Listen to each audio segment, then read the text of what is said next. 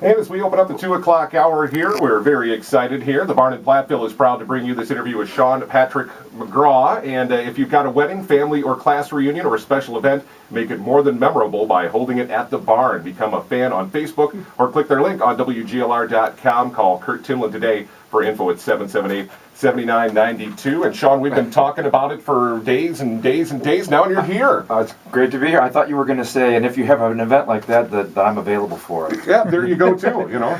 Bar mitzvahs, backyard barbecues. Pick up a gig Call while me. you're in town. Yeah. Call me. Yeah. Well, let's get Great this to be thing here. off with some live music with you. You've got your brand new single out. I'm that guy. You're that guy. So let's hear it. Goes like this.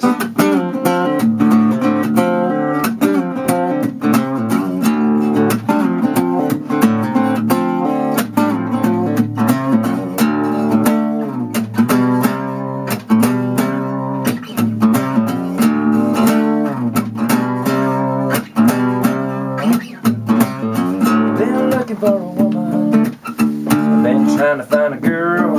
I've been searching around for a sweet little honey gonna rock my world. Don't tell me that I'm dreaming, that she doesn't exist. Got a picture in my mind of what I'm looking to find, and she looks like this. She drinks beer, she shoots pool, she thinks my old truck is cool. She got long brown hair and a pretty pair of blue eyes. She wears jeans and cowboy boots. She likes boys with tattoos. If you're that girl, I'm that guy. Been looking for a woman who's been looking for a man who can catch his own man and who can make a good living with a hammer in his hand. Who can get a little rowdy on a Saturday night, drag it off to church on Sunday morning and get right. Get right, she drinks beer, she shoots blue, she thinks my old truck is cool. She got long brown hair and a pretty pair of blue eyes. She wears jeans and cowboy boots, she likes boys with tattoos. If you're that girl, I'm that guy. I could be Mr. Right or Mr. Right now. Well, I'm one part saint, one part that bad boy your daddy warned you about. I'm looking through the crowd underneath those neon lights. Well, I'm thinking that she might be here tonight. She drinks beer, she shoots pool, she thinks my old truck is cool. She got long brown hair and a pretty pair of blue eyes. She wears jeans and cowboy boots. She likes boys with tattoos. If you're that girl, I'm that guy. If you're that girl, I'm that guy. I'm that guy.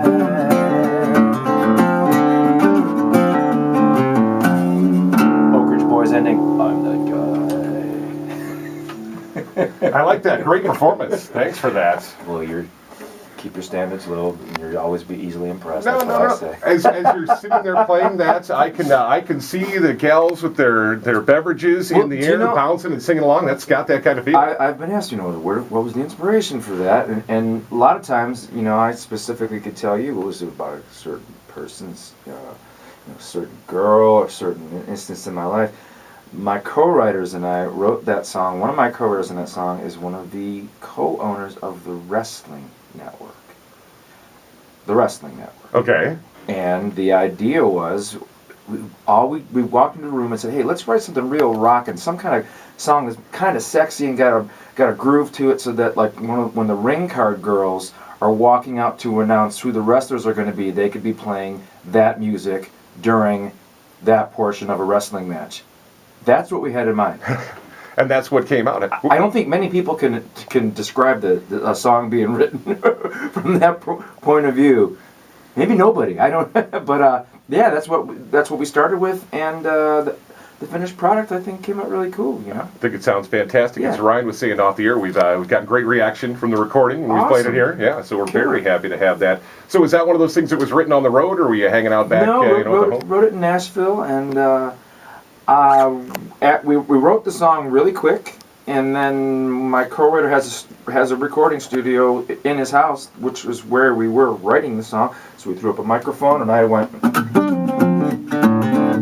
I put that down, sang what I thought was just a scratch vocal on it, and my co-writer came back 2 days later. He's like, "Yeah, dude, I got the track all done." I'm like, "You did what?" And he's like, "Yeah, I built the track on everything you did." And I was like, "Well, let's see how this is going to sound." And it's actually, the single is that. I was kind of blown away by it. I was like, wow, what you can do nowadays in your house is pretty mind-boggling. Yeah, and that's one guy playing everything on that song. Yeah, it's fantastic. Well, two guys. I'm playing on it too. Like the fact that not everything has to be a really arduous task. You listen to people talk over the past songwriters. They say sometimes their biggest hits. They say, "Man, that one just fell out." We were done with it in 15 minutes. My best songs always fall out of the sky. They really do. It's more like they hit me on the head than I try and work them out.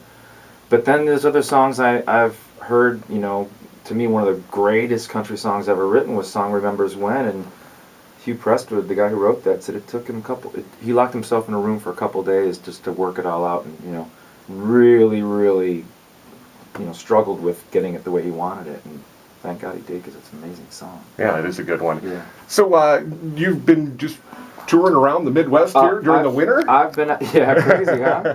Well, I went up. I like to book my performing touring schedule and my radio tours around activities that I like.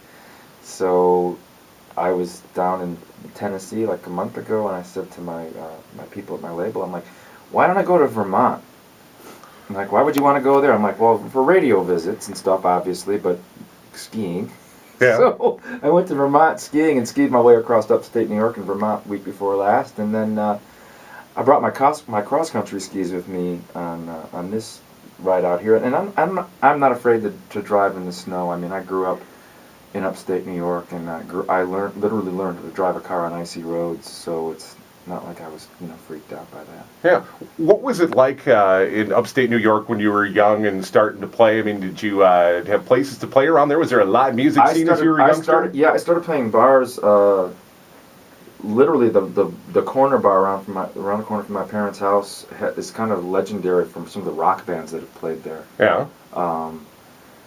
And I was playing rock and roll when I was 13 years old when I started playing bands, and I used to play in that bar, and I'd have to sign they'd ask me to bring a permission slip from my parents. Nice. And those were the days, people. Yeah, I don't think they do that I don't think just wouldn't be allowed, or maybe you'd have to bring your folks with you, but my parents were really supportive, and they would come out. And that was pretty much like all through high school, every Friday and Saturday at least, it was my folks driving me to a gig, and I've been doing this for a long time. I mean, 13. Yeah. And it's I've never had really any other aspirations for what I wanted to do with my life. It's always been, I just want to play guitar or sing or write songs, but it was never like, I want to get some kind of regular job and cash in. Yeah. I never had that as a, I would just say, I loved your quote. I wrote it down here so I could get it that you had when I was doing a little prep work to know about you. For all the good days I ever had working in a factory, I'd rather have a lousy day in the middle of nowhere singing Sweet Home Alabama. True, man. I worked construction. I moved to California before I came to Nashville. And, man, I made really good money. I mean, I banked, but I just was not a happy camper, man. I always felt like this isn't what I'm supposed to be doing. And when I worked in factories, I was always, I have a really, really short attention span, so I worked in an assembly line, and it was always when the line went down, you usually heard my name over the intercom, like, McGraw, come to the office, what'd you do now, Simpson? Yeah, I was that guy, so, man, it just was not suited to that kind of thing, I can't keep my mind focused enough to do something repetitive like that. Yeah. Yeah. So you said you enjoy skiing. I'm big into skiing. Hockey. This has been a great winter for pond hockey. I am not complaining about the cold at all. I've been go out and play. Yeah, I've been up north quite a bit. Although you could have played pond hockey in Tennessee when I left. I mean, the ponds and all the water and the small lakes in Tennessee and Kentucky were frozen solid. But I managed to come up north quite a bit because of my touring schedule, and I've played a lot of pond hockey this winter, and it's been awesome. And I'm a big fly fisherman, and I have a Harley, and I love to ride my bike. I've had my Harley for 3 years, and I've already put 60,000 miles on it. Nice. You wouldn't want to try and get it out today, though. I rode to Colorado last April when the weather supposedly spring was already here in April in Colorado, and I was told by the guy who booked the gig, said, "Yeah, why don't you bring your motorcycle out?" So I ran out to Steamboat Springs, and day after I got there, the temperature dropped down into the 20s, and it started snowing and didn't stop for a whole week, and I couldn't leave because it was like 2 wheels on ice or snow. Not a good thing. Not on a road bike like that. Nearly no balance. No. I might do it on a dirt bike, but not on a Harley. So that's that's what I love to do.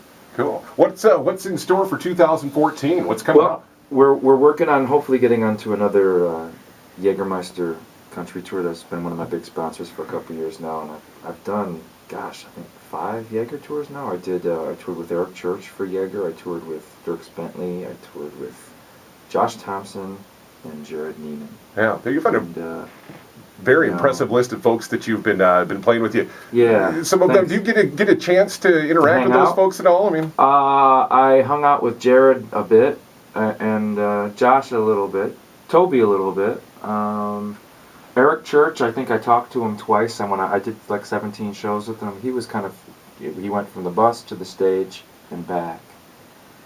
Not that he's not a really nice guy, and I actually know Eric's wife really well. She was the song plugger at the last publishing company that I wrote for, so I knew her really well before her and Eric ever met. And kind of forgot they got married. It was the funniest thing because I played a show with him at the Wild Horse in Nashville, and I walked backstage, and Eric's wife, Catherine, was like, "Catherine, how you been?" And then I turned around and looked at Eric, and I'm like, "Oh, that's right, you married her, didn't you?" I forgot that the two of you hitched up because I hadn't seen her in a couple years, and yeah, he got really lucky. He has a really awesome wife. Yeah, really nice girl. Some of the favorite places you've been on tour? You got some spots that you think, I can't wait to get back there. I love playing around here. I mean, I played, the big country on the river in Prairie du Chien, some before last, and God, that was just the best time ever. I love Prairie. The Midwest has always just been awesome to me. I have a really strong following in New Jersey. So you'd be surprised that you say New Jersey, and people think, country is big in New Jersey? Country is huge in New Jersey. And I play a place in Saraville, New Jersey, which is where John Bon Jovi is from. Yeah. And there's a venue there called the Starland Ballroom, which I think I've been there 5 or 6 times opening for Dirks and Eric and Little Big Town and Chris Young. And every time I play that place, it's packed, sold out. And the people in New Jersey they know the words to my songs, and everyone claims they own a CD of mine, and they've been great to me. So those are 2 places that really stick out in my mind. Fantastic. Well, I've enjoyed talking to you. Can you stick around? Oh, yeah. Take a little break here. We'll come back and talk to you some more here. It is our interview with Sean Patrick McGraw, brought to you by The Barn in Platteville. We'll have more when we come back on 97.7 Country, WGLR. Awesome, man.